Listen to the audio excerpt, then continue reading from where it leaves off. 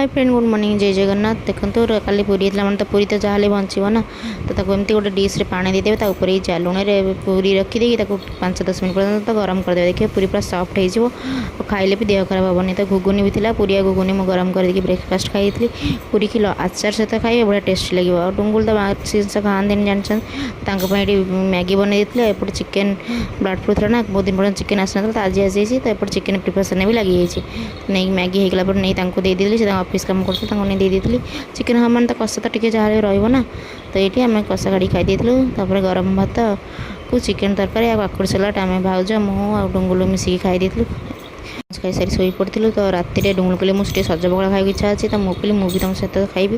तो ये चिकेन तरकारी दिन बड़ी जाता ये देखुना आज स्पेशल आलू भजा डुंगुल कर बैगन पोड़ा लगे डुंगुल कहले मुझे सज पकड़ा खाईदेवी। आप देखिले आम दिन केमती कटला भल लगे लाइक शेयर सब्सक्राइब करेंगे। रही जय जगन्नाथ।